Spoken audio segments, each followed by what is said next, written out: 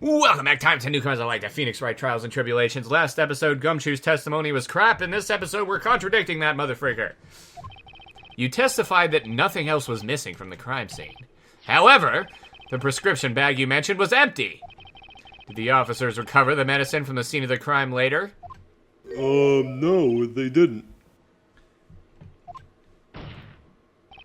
The victim was given a prescription right before going to Tribulations. Where, then, did the medicine disappear to? You are too cool, pal.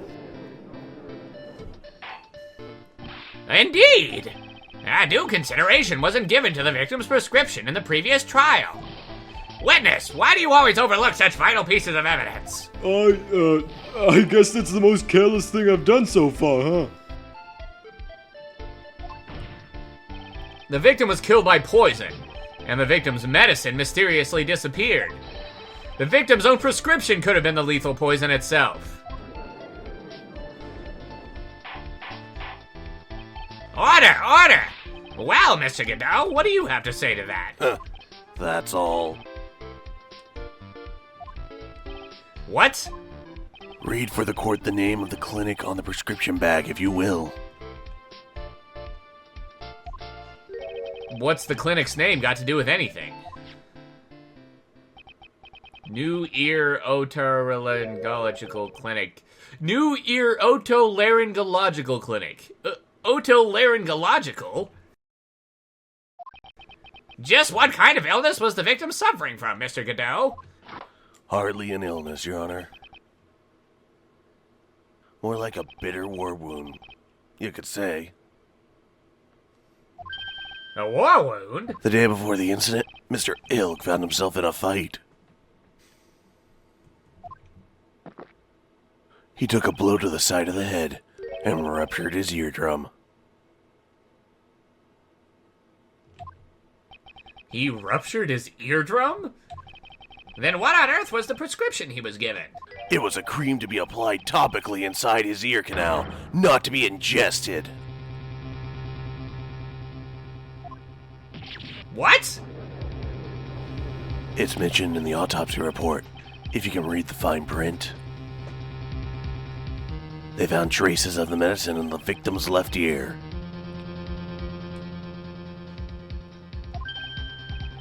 Yes, here it is, in very, very fine print. It seems Mr. Elk correctly applied some of his medicine while he was at Tribulations. Therefore, it would have been absurd to believe that he would have eaten his own medicine.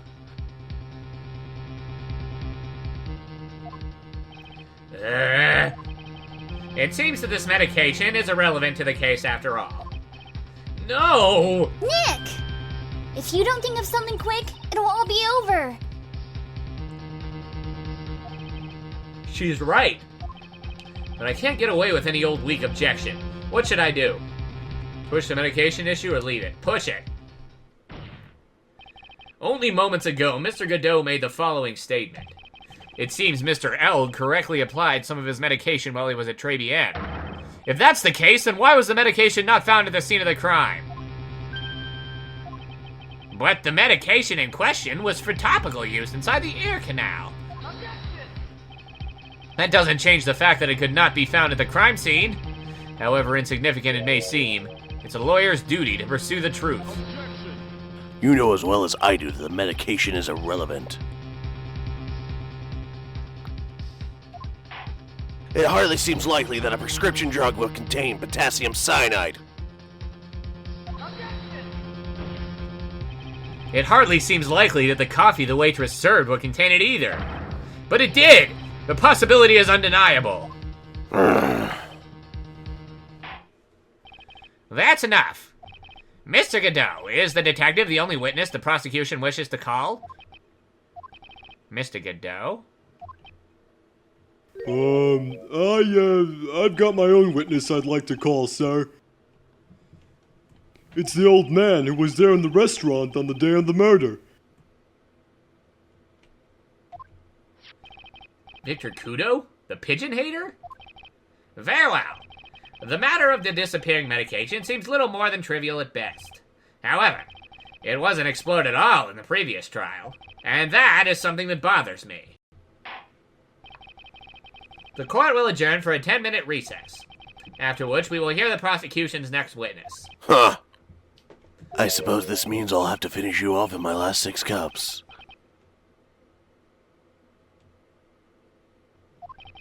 Court is adjourned for recess.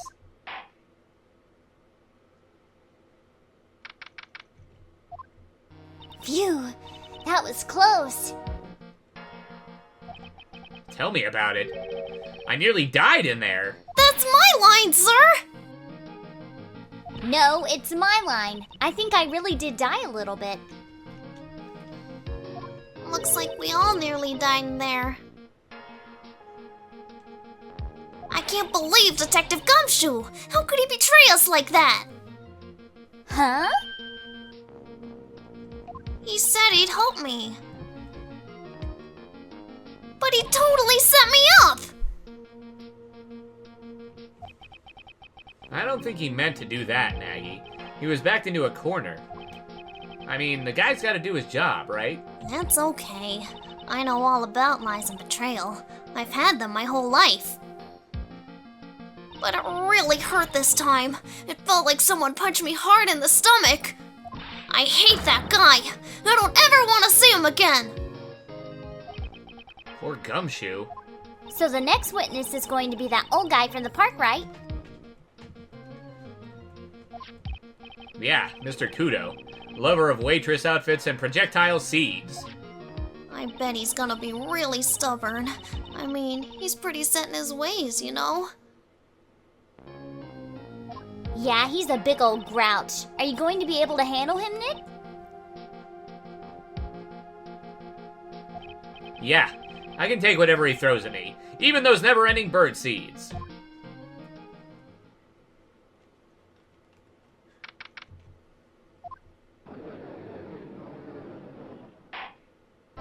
Court will now reconvene for the trial of Maggey Byrde. Mr. Godot, your next witness, please. The prosecution calls the lucky old-timer who caught the show over a cup of coffee. Will the witness please take the stand?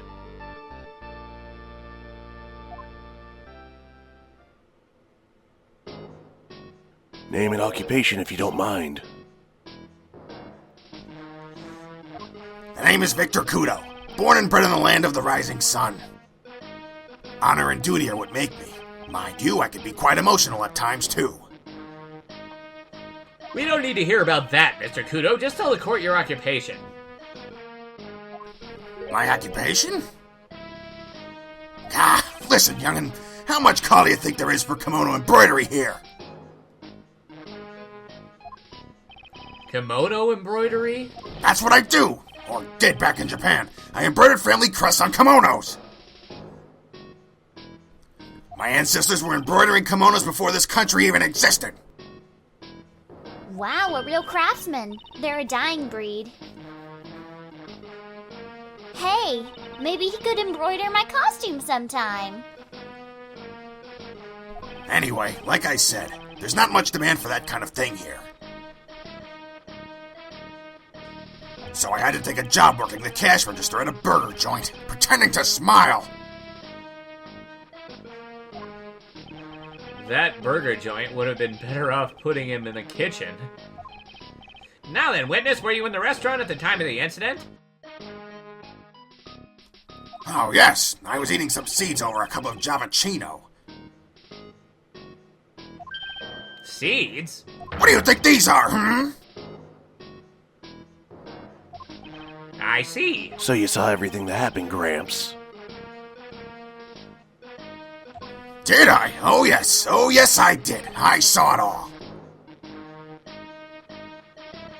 Then please, tell the court. We're all ears. Sure, I'll tell you. I'll tell you every last detail.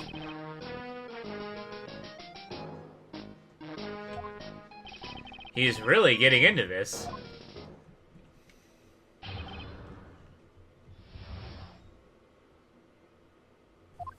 The young man was reading the sports paper. The serving girl brought him a Javachino, but she put something in it.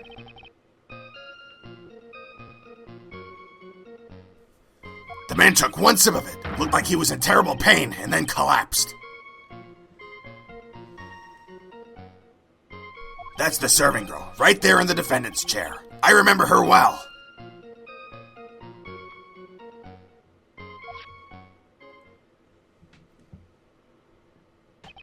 Mr. Kudo, she is not a serving girl. Please refer to her as a waitress. Ah, you're as bad as the rest of them.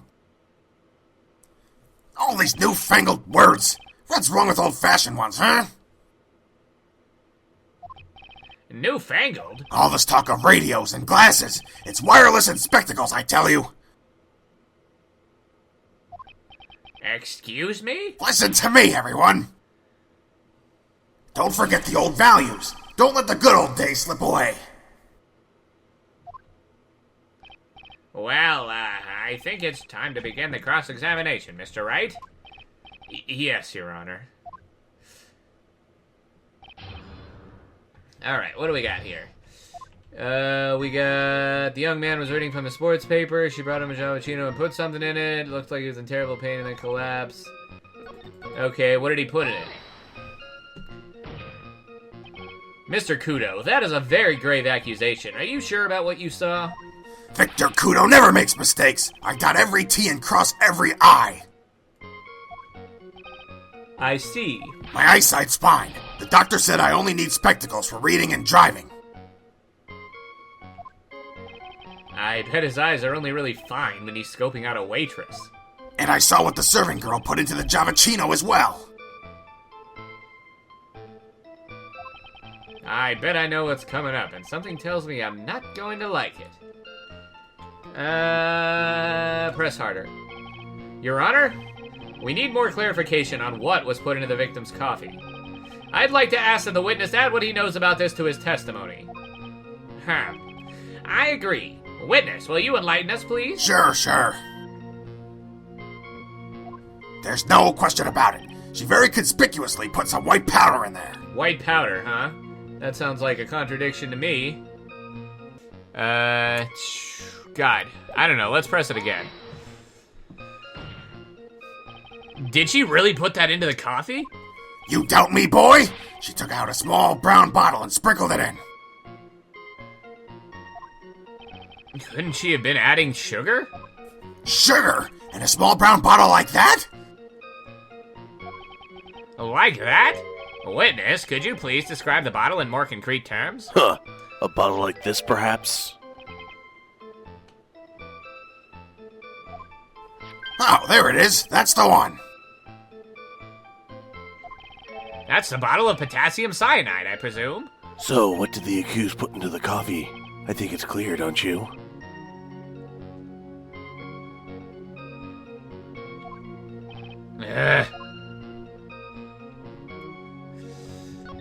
Okay, serving girl right there in the defendant's chair. Press. How well do you remember her?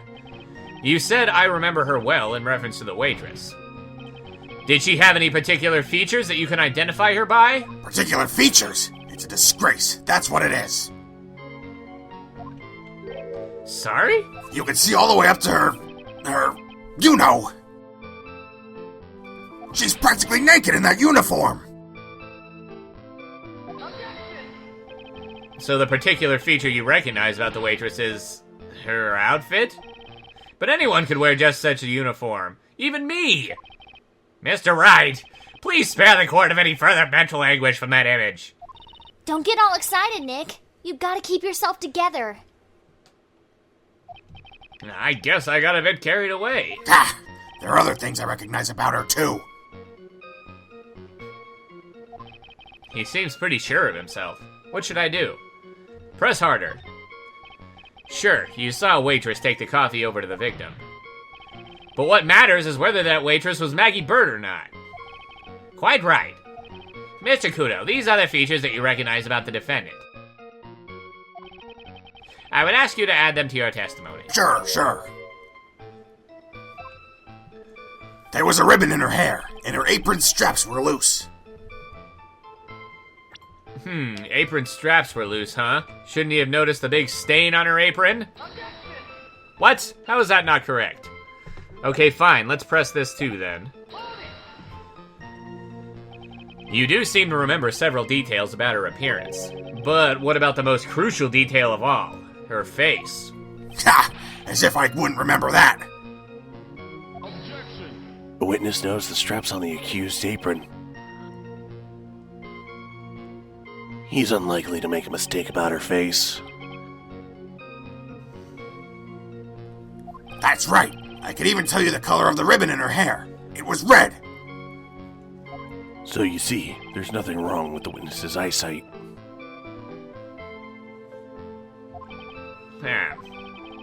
There's no doubt he remembers the waitress pretty well. What should I do? I get the feeling there's something more to this somehow. Ask about the waitress's back. The identifying features you described are all things you would see from the back. So what? Is it possible that you never saw the waitress from the front at all? Huh, he's got you there, Gramps. People normally talk about facial features when they're asked to describe someone. But this witness's testimony is nothing but straps and ribbons! This is harassment. I tell you, I'm not obsessed with straps and ribbons. I'm just telling you what I saw. Mr. Kudo, the court requests that you add details about any identifying features you observed from the front, that is, to your testimony. Sure, sure. This old man's testimony is getting longer and longer. And if I can't find a hole in it soon, it'll get even longer, I bet. There wasn't anything that caught my interest about her when I saw her from the front. Okay, this has to be where I present the apron. Yeah! Mr. Kudo, I would like you to please take a look at this. Ha! That filthy thing would suit Bill like you just perfectly. Actually, it reminds me of what my grandson looks like, just after he's done eating. Have you ever seen this before? Of course I haven't! Do you think I'd forget something as dirty as that? Well, you half-witted clot!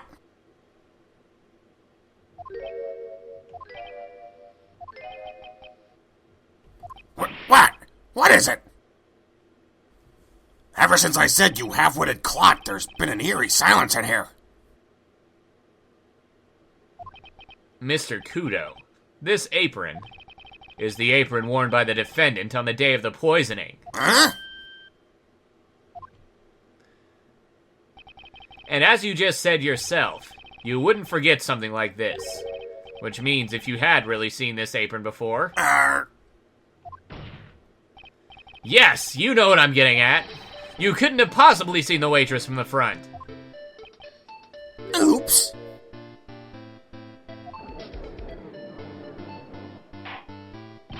Witness! You can't just oops your way out of this. Huh. Well.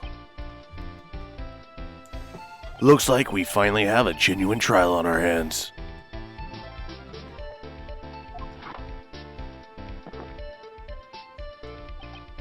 Listen, Drake, here are the facts. On the day of the incident, there was only one waitress in the restaurant. That being the defendant, Miss Maggey Byrde. Exactly. And when that one waitress put the poison into the coffee cup, this old guy was watching. I hope you understand the gravity of the situation, Mr. Kudo. The fate of the defendant may rest on what you say you remember seeing. Just tell the court exactly what you saw, Gramps.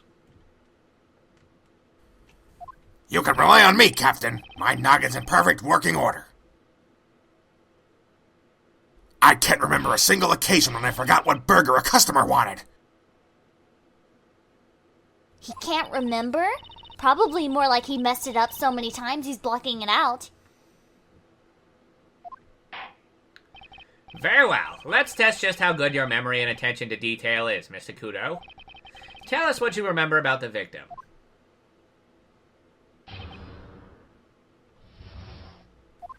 He was another one of those pesky young types wearing a broken pair of spectacles. He had a newspaper in his right hand, and the noisy brat kept rustling its pages. The young man was listening to the wireless. I remember that well. Then the servant girl in question brought over the Javachino. The little fidget picked up the cup with his free hand and took a sip.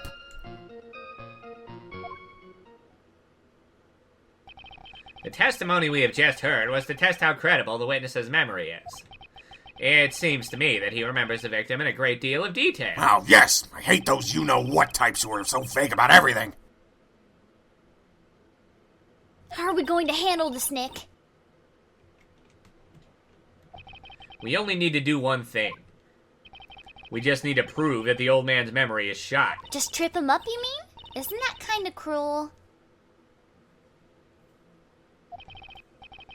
I suppose, but it's what I do best.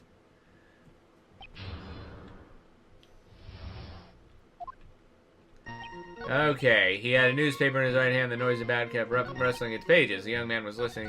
Let's press about the newspaper. The newspaper was a sports paper, was it? That young hooligan! I nearly asked him, can't you even read without fidgeting? How was I supposed to be able to read the back page with all that rustling going on? I needed to find out if Gutson Braun retained his championship title. It was his paper, not yours. If you wanted to know so bad, why didn't you buy your own? What are you looking at me like that for, How dare you judge me? Guts and Braun got beaten yesterday, by the way. Anyway.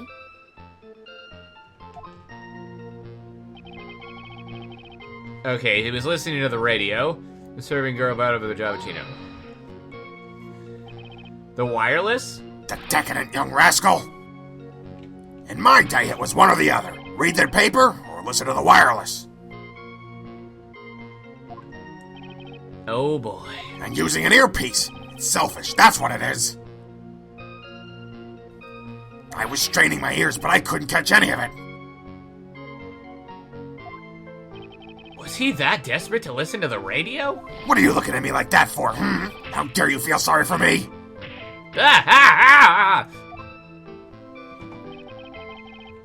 Okay, Shibato free hand and took a sip. His free hand? Yes. Which hand was that? Weren't you listening before, cloth ears? I said he was rustling the newspaper with his right hand, didn't I? If his free hand wasn't his right hand, then which hand was it, you moron? Huh. Perhaps Mr. Trite has 3 hands.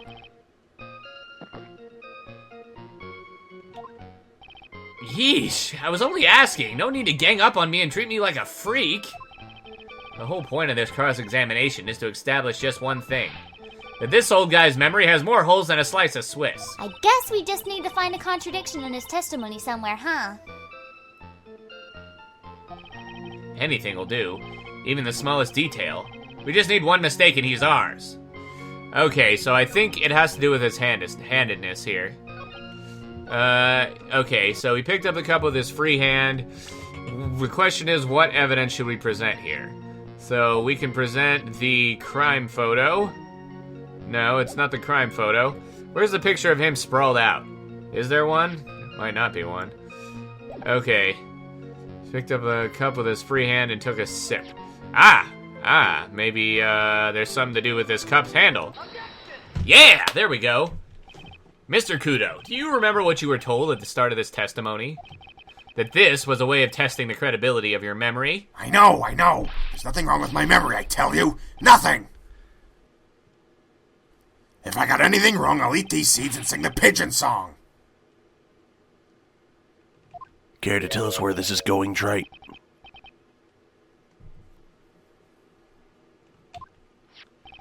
According to Mr. Kudo, the victim was holding the paper in his right hand, while drinking coffee with his free hand, which would make that his left. Ha! What is this, kindergarten? But I would like the court to please take a look at this. That's the cup the victim used, correct? Yes, and on the rim, you'll notice the mark left by the victim's lips. Yes, there is a stain left by the coffee. If you consider where that stain is, you'll clearly see that the victim was holding the cup in his right hand. But how? Well, Mr. Kudo, the court is waiting for your epic performance. You said you'd eat those seeds and sing the pigeon song!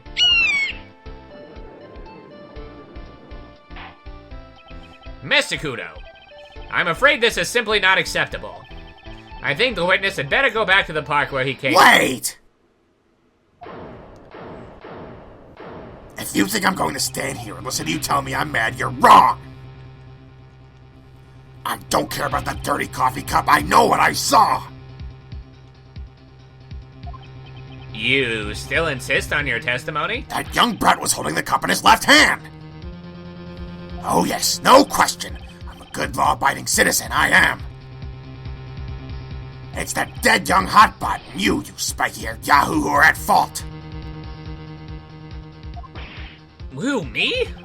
Thank you, old man. We've heard quite enough from you already. Don't call me old man, old man. Been around for 68 years, I have. You can't ignore me. Well, the beard is immortal, so there. Listen to what I've got to say.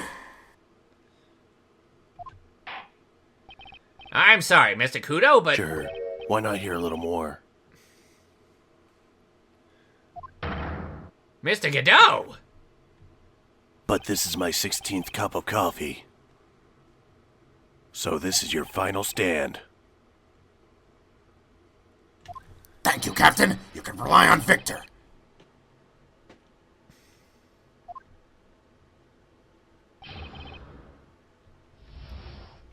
The boy was wearing the earpiece on the same side as the green lens of his specs. He kept fiddling with it all the time. He was fiddling with it just before he picked up the cup, too. And then he used the same hand to pick up the cup, his left hand.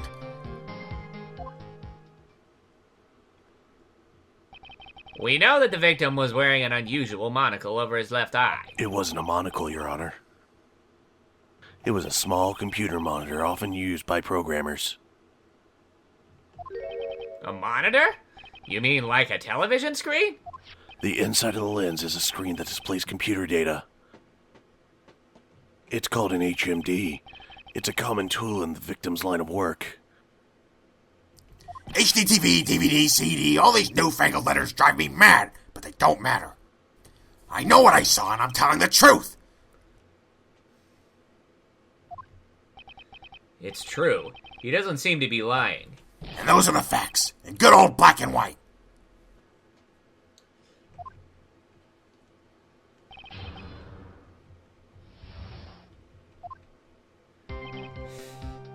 I know we're a bit of a minute early, but I think this is a good stopping point. Rate, comment, subscribe, favorite, and see you guys on the next epic episode of Trials and Tribulations, where we continue to tear apart this old man's testimony and probably get pelted with a few more seeds. See you guys next time.